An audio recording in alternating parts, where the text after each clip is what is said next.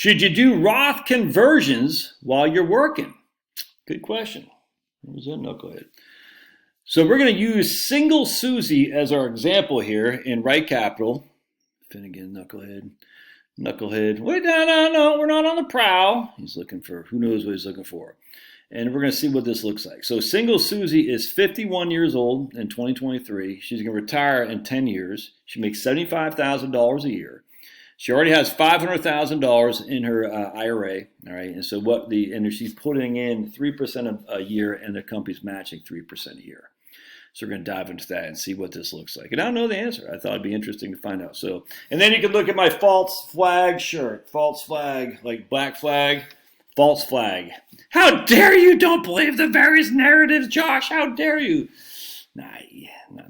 I don't believe it all at all. I mean, I think innocent people get sacrificed and butchered all the time, but I don't think it's because of, let's just put it this way. I think there's a lot more going on than meets the eye, you know what I'm saying? All right, so here we go, single Susie. So let's take a look. She's net worth, she got $500,000 in her IRA, and it's invested in a 50-50 portfolio. You know, basically 50% stocks, 50% bonds.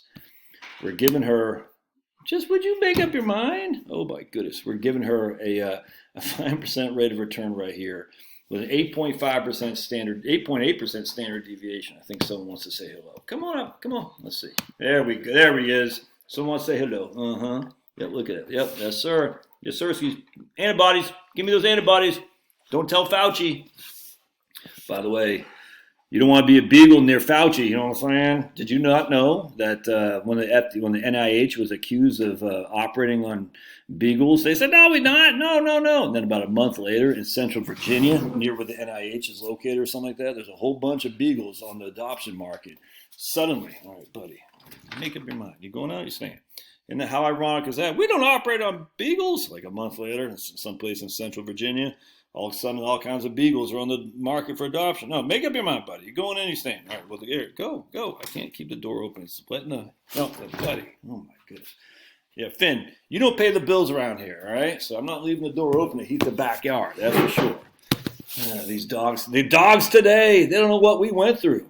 All right, so let's go with what we got here for single Susie. All right, so now what we're going to do is we're going to look at her expenditures.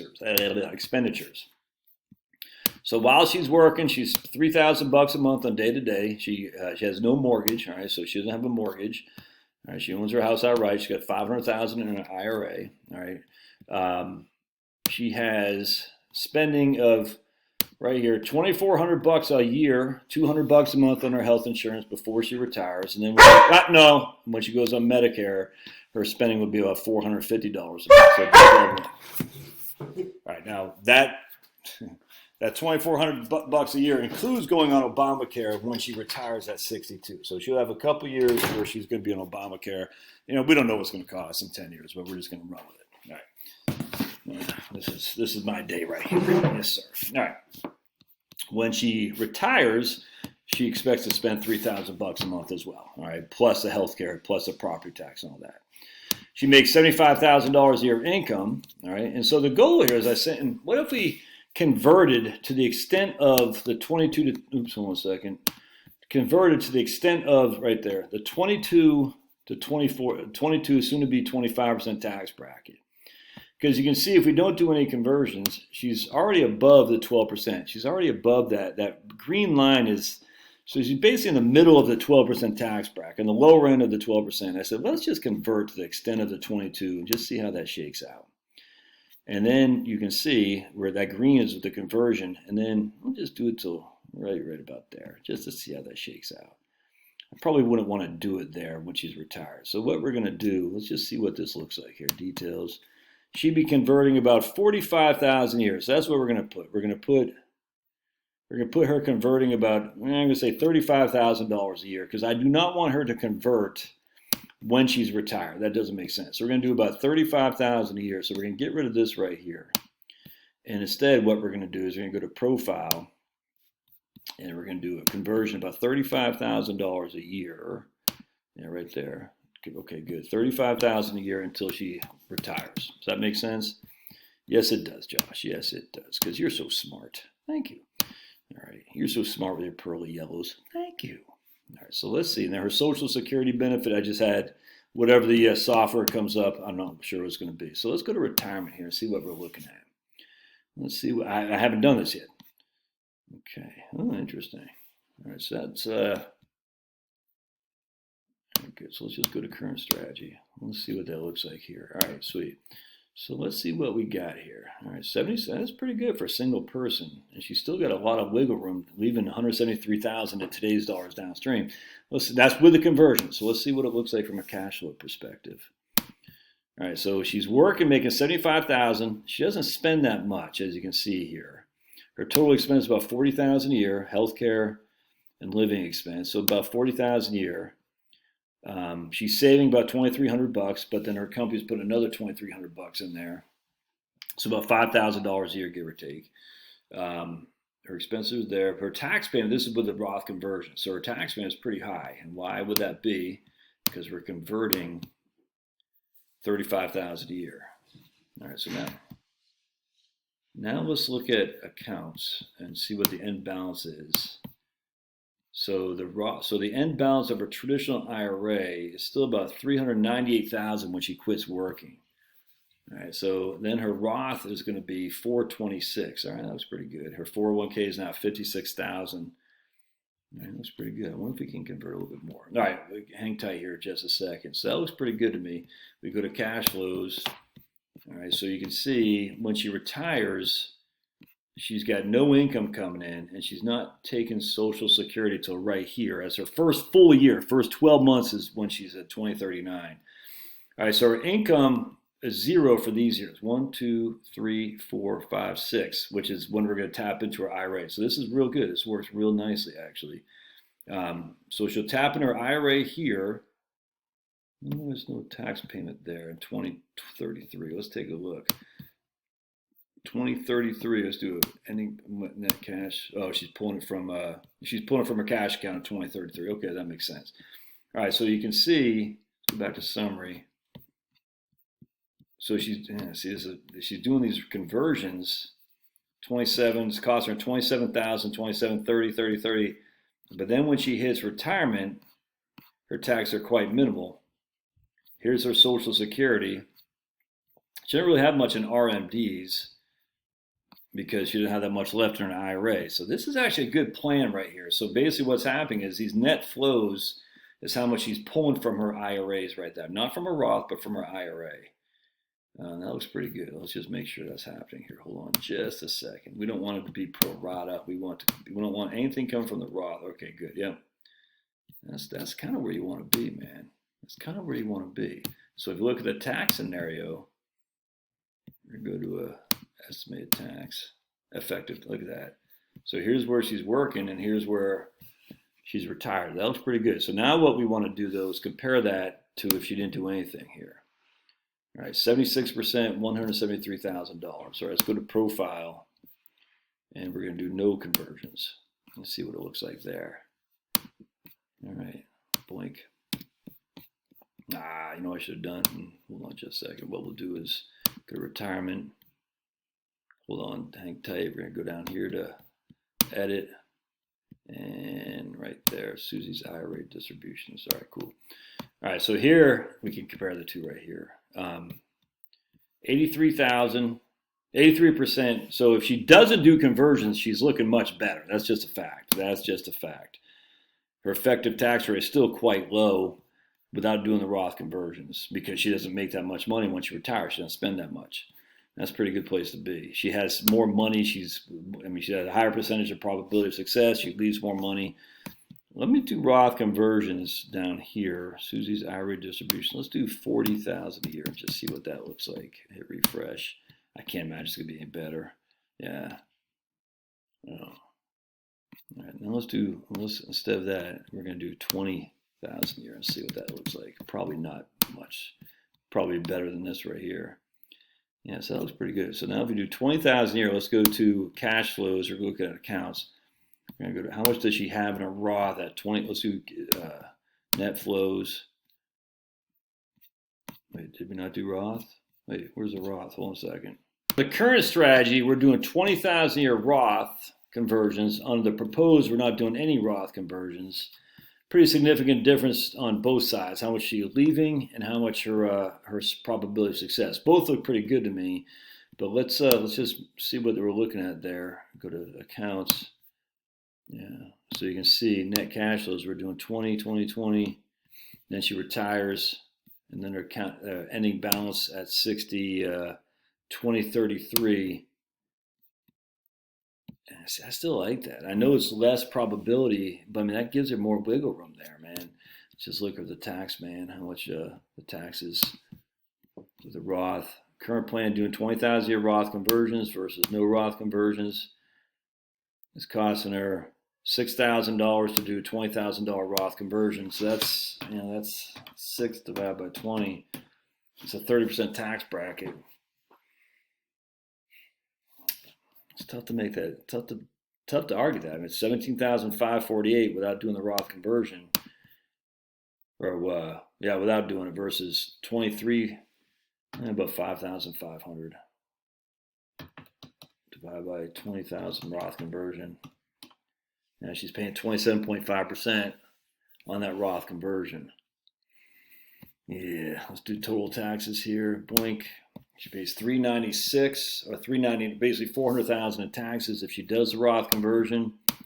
If she doesn't do the Roth conversion, she'll pay $434, and then she does save some taxes there. Yeah, that's tough though, man. But this is without the Roth conversions, no tax because she's pulling it from her. Why is there no tax there? Where's the money coming from? Is she pulling from the Roth here? That wouldn't make any sense. Let's see. Pull it from go to accounts. Oh, she's pulling it from her brokerage account? Why does she have all that money in the brokerage? Hold on a second. Yeah, she's got all this excess cash there to if she doesn't do Roth conversions. If she does do Roth conversions, she has a little bit less excess cash. I don't know. I think I'd still do it, man. I mean, this is one of those things you're just like, you're kind of, look, I mean, here's without doing Roth. No, this is with doing Roth conversions, and then just drops. This is without Roth conversions. I mean, it doesn't look like much difference, but, it's about, $30,000, $40,000 difference in taxes without the Roth versus with the Roth. Let's just do one other thing here real quick. I want to, instead of doing 20, I did 20,000. Let's do 40,000. I just want to see what that looks like. Boink. Let's see the difference here. This is proposed, 70. Yeah, see, that's going to be tough right there. Yeah, that's not going to work. Let's do 10. Let's do 15 here. Let's do 15,000.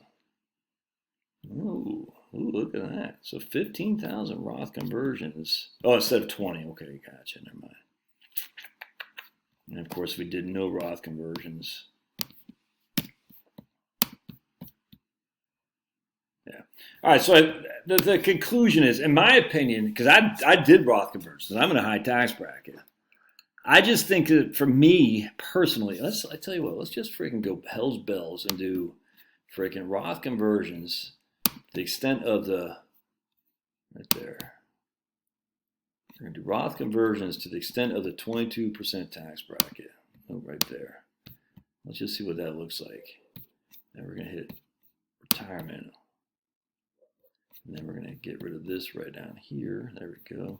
And we're going to do distribution strategy. Let's look at this guy. Oof. Yeah, that makes it tough, man. That makes it tough. But I mean, by the time she's 65, she pays no tax. Yes, I mean,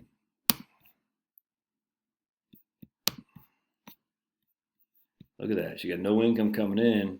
So she's pulling money from her pre-tax, no, she's still doing Roth conversions there, which, whatever. But she's got 50,000. She needs $86,000 to live on. That's to pay the tax and live on, and to do Roth conversions as well. Let's just see what it looks like.